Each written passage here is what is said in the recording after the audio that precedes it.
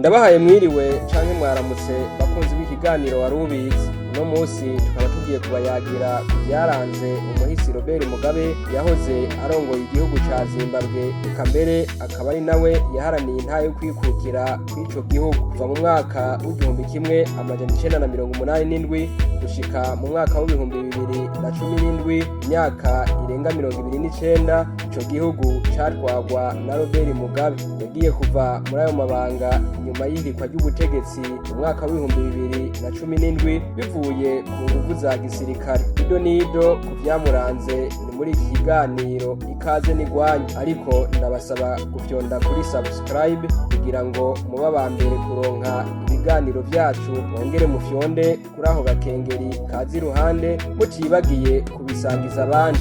Jewe ndi Isidori Habonimana, akaba ari je ngiye kubashikiriza kino kiganiro.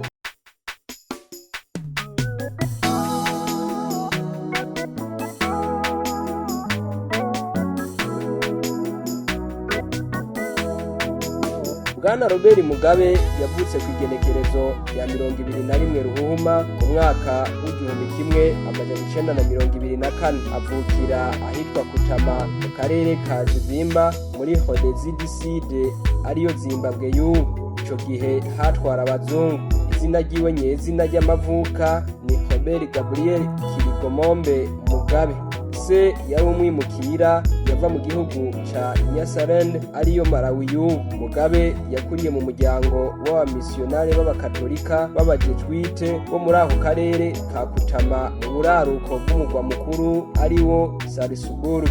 Mugabe afise imyaka itarenga 10, se acaragenda asigataye umuryango.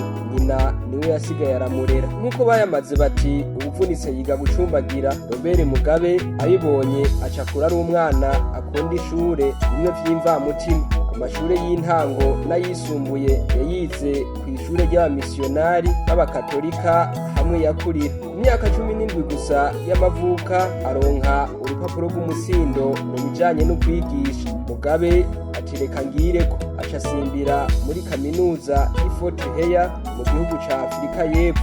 Iyi niyo kaminuza yonyene yari yemerewe kwigako abirabura. Uravyibuka ko muri ico gihugu indyane zifatiye ku rukoba apartheid zari zigisibije muri iyo myaka. Muri iyo kaminuza mbere na mwarimu Julius Kambarage Nyerere yarahize. Aho rero Mugabe yahize icongereza n'ivyakahise, histoire mu rurimi rw'igifaransa. Inyota y'amashure ntiyahereye aho, kuko yaragarutse mu gihugu ariga Strasbourg umugwa mukuru, eka no muri Tanganyika ariyo Tanzania y'ubu yarahize kuva mu mwaka w'1953 kugeza mu mwaka w'1954. Yahereje urupapuro rw'umutsindo yaronkeye i Londres mu gihugu c'Ubwongereza mu gisata c'ubutunzi.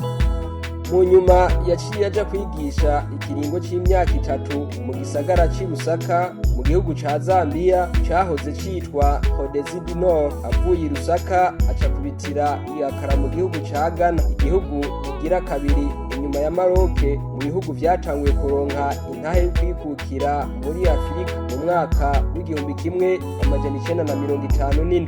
Muri ico gihugu ni naho yakuye umufasha Sarah Frances, nawe nyene yari umwarimukazi. Urumva ko bari basangiye umwuga. Hamwe bavuga ngo ibisiga bingana bitorana inda. Baca bavyarana umwana umwe, Michael Mugabe. Yahavuye yitaba Imana afise imyaka itarenga 3 y'amavuka. Uwo mwana yapfuye mu gihe Robert Mugabe yari afunzwe. Yaranasavye ko bomureka akaja ku maziko y'umwana wiwe, ariko ubutegetsi bwa Ian Sumufu buramwankira. Akiri kumwe n'uwo mufasha wiwe Sarah Mugabe mu mwaka w'1987 acaca mu mbavu, atangura kugiranira imigenderanire n'umunyamabanga wiwe Grace Marufu, araheza amuvyara ko abana babiri. Inyuma y'urupfu rwa Sarah mu mwaka w'1992, Grace Marufu wa mupfasoni wa Mugabe wo ku ruhande yaciye amutwara abaremewe imbere y'amategeko. Robert Mugabe agarutse avuye akara mu gihugu ca Ghana afadikanije n'umuvugabutumwa Reverend Ndabaningi Sitole, baca bashinga umugambwe ZANU, Zimbabwe African National Union. Vyagenze gute?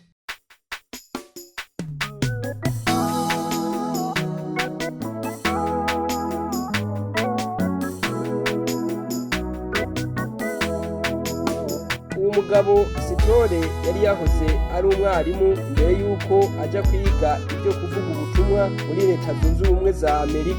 Agarutse niho mu mwaka w'1960 yinjira mu vya politiki. Yatanguye kuja mu mugambwe NDP, National Democratic Party, wari urongowe n'uwitwa Joshua Nkomo. Ariko mu mwaka w'1961 uwo mugambwe barawankira kubandanya ibikorwa vyaho vya politiki. Abibonye uko acashinga uwundi mugambwe witwa ZAP, Zimbabwe African People's Union. Budakeye na kabiri abazungu bati subiza iyo ukuye, nawe nyene baba barawufusa. Niko rero guhura na Robert Mugabe mu mwaka w'1963 baca bashinga umugambwe ZANU. Ariko n'ahandi nta ntambwe bateye. Ubwo nyene umugambwe ZANU waciye ufatwa nk'umugambwe uri guhungabanya intwaro y'abakoroni, nuko indongozi zawo ziba zirafashwe na Mugabe. Aca arafatwa yagirizwa kunebagura intwaro y'abazungu. Robert Mugabe yafunzwe imyaka 10 kuva mu mwaka w'1964 kugeza mu mwaka w'1974. Iyo myaka yose yamaze mu gasho ntiyigeze arengutswa imbere ya sentare. Mugabe akiri mu gasho mu mugambwe ZANU baramwizera bamugena kuba umukuru w'uwo mugambwe.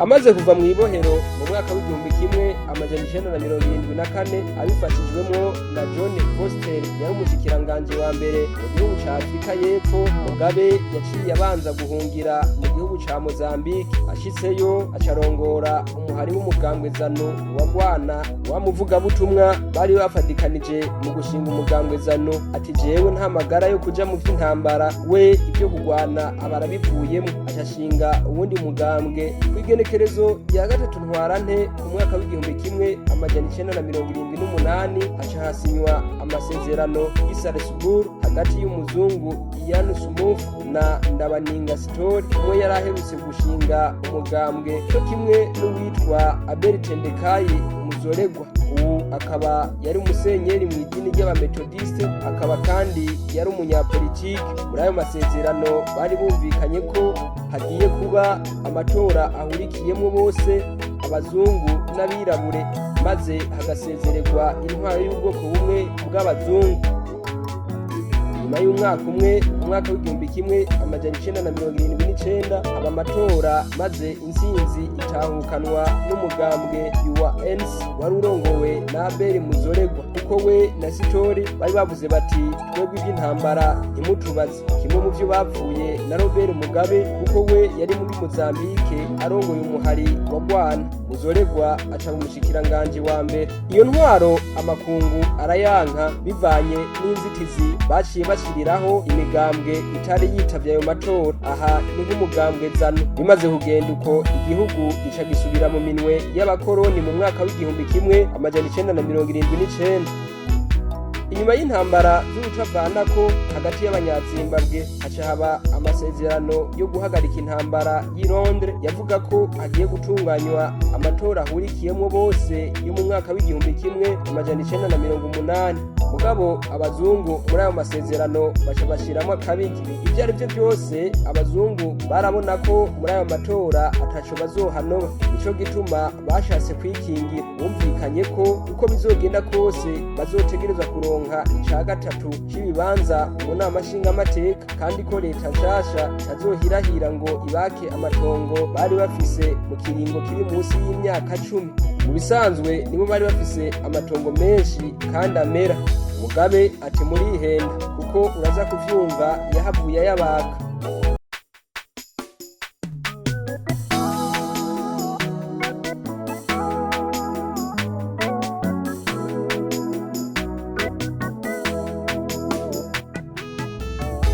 bivanye n'ubugene mu mugambwe zano Robert Mugabe yari icitegererezo baca bamugena guserukira uwo mugambwe mu matora yo mu mwaka w'igihumbi kimwe amajana 1980. Umugambwe bawuhunda amajwi maze utahukana intsinzi. Mu ntebe 80 zari zigenewe abirabure kuko izindi 20 zari zigenewe abazungu. Umugambwe zano utahukana intebe 57. Robert Mugabe aba umushikiranganje wa mbere, hanyuma uwitwa Kanani Banana aba umukuru w'igihugu. Mu ijambo ryiwe Robert Mugabe ati mw'abazungu nimugire ingorane tugiye kubana mu mahoro n'umutekano. Wanashaka mbere acagena abashikiranganje babiri b'abazungu. Kw'igenekerezo rya 18 ndamukiza mu mwaka w'igihumbi kimwe amajana 1980 hatangazwa ko HODEZDCD yivukiye maze ibaye Zimbabwe. Mu mwaka w'igihumbi kimwe amajana 1982 hahimbazwa imyaka 2 iheze Zimbabwe ironse intahe yo kwikukira. Mugabe acahindura amazina y'ibintu bimwe bimwe ahereye ku mugwa mukuru Salisbury guhinduka Harare. Acateza imbere igisata c'amagara y'abantu cyo kimwe n'igisata c'indero. Mu mwaka w'igihumbi kimwe amajana 1997 igihe Laurent Desire Kabila agiye ku butegetsi bwa Zaire yahavuye yitwa Repubulika Iharanira Intwaro Rusangi ya Kongo. Ico gihe Kabila yarahanzwe n'imigwi igwana. Robert Mugabe yaramufashije guhangana nabo bagwanyi. Yarungitse abasirikare mu gisagara ca Kinshasa, ariko yari mpanguhe kuko nawe yaciye aronka uburenganzira bwo gucukura ubutare bw'Cobalt no gutwara ubutare bwa diamant.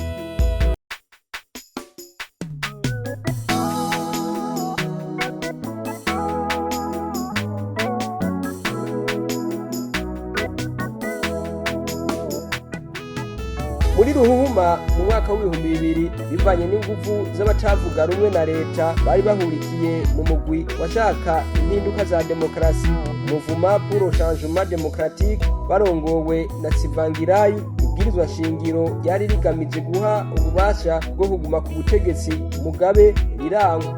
Mugabe abibonye acafata amararo y'inka y'abazungu arayigarurira. Amatongo bari bafise arayabaka. Ni mu gihe abazungu aribo bari bafise amatongo menshi yo kurimamwo kuko abazungu batarenga nk'ibihumbi 4,500 bari bafise icya gatatu c'amatongo yo muri Zimbabwe, kandi nibo bari bafise amatongo meza amera.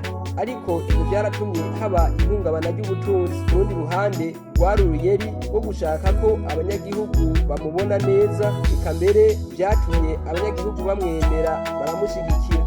Budakeye na kabiri Robert Mugabe ubwiwe atangaza ko kiretse Imana gusa atawundi azomukura ku butegetsi. Mu mwaka w'ibihumbi 2017 Robert Mugabe yariko ahimbaza imyaka 93 y'amavuko, ariko hambavu y'ivyo hari ikibazo cyo kumenya ugiye kumusubira.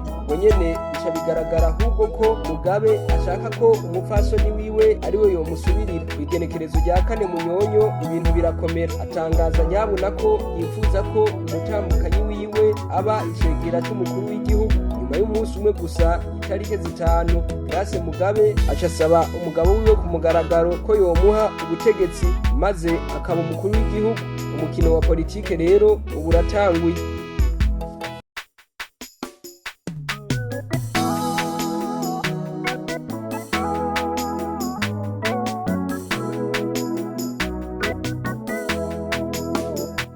Tariki 6 Mugabe acakura icegera ciwe Emerson Mnangagwa. Ayo yose yari amayeri kuko intumbero nyamukuru kwari ugushaka ko ahashira umugore wiwe. Emerson Mnangagwa nimwe bavuga ngo ico uhawe no gutora ushakwa no gutakara, kuko nawe yari yagiye muri ico kibanza inyuma y'uwitwa Joyce Mujuru yari yakuwe ku igenekerezo rya 9 Kigarama umwaka w'ibihumbi 2014. Abasirikare bamaze kubona ko Mugabe ashaka kuzana umupfasoni wiwe bati warutamena. Kuwa 15 Munyonyo umwaka w'ibihumbi 2017 General Sibusiso Moyo abicishije kumbonesha kure y'igihugu atangaza ko bagiye kuja mw'ibarabara kugira ngo bakureho abo yise abicanyi begereye umukuru w'igihugu. Robert Mugabe n'umutambukanyi wiwe baca bafungwa icamaso. Bukeye Mugabe ati naho biruko jewe ndi umukuru w'igihugu yemewe n'amategeko, arananka ibikorwa byo kubahuza byashaka gukorwa na Patiri Fidelis Mukonori. kw'igenekerezo rya 18 Munyonyo abanyagihugu bashigikiwe n'inzego z'igisirikare cyo kimwe n'umugambwe ZANU FP biha amabarabara mu gisagara c'Iharare kugira ngo bagondoze Robert Mugabe kuva ku butegetsi.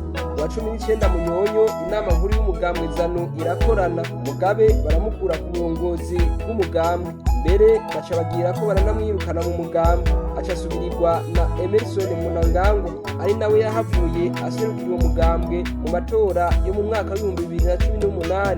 Kw'igenekerezo rya 21 Munyonyo mu mwaka wa 2017 n'amashinga amateka irakorana kugira ngo bategure ibikorwa byo gukura Robert Mugabe.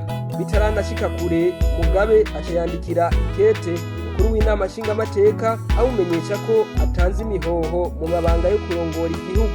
Emerson Mnangagwa acagenwa kuba umukuru w'igihugu yarahiye kw'igenekerezo rya 24 Munyonyo. Kw'igenekerezo rya 20 Ndamukiza mu mwaka wa 2018 Mugabe ararenguswa n'inama nshinga amateka kugira ngo asigure kwinyuruzwa y'imiliyoni 15 y'amadolari yari yavuye mu butare bwa diyama ku ntwaro yiwe. Haba amatora ya mbere y'umukuru w'igihugu wa 29 Mukakaro umwaka wa 2015. Robert Mugabe atangaza ko azotora umukandida wo mu batavuga rumwe na leta Nelson Chamisa, maze yirengagiza Emerson Mnangagwa yava mu mugambwe yahoze arongoye.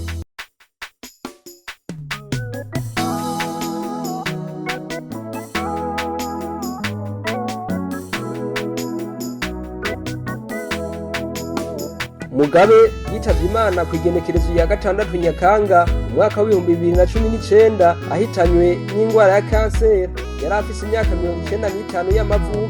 Yaguye mu gihugu ca Singapore aho yari amaze imisi avurirwa kuva mu kwezi kwa Ndamukiza muri uwo mwaka wa 2019.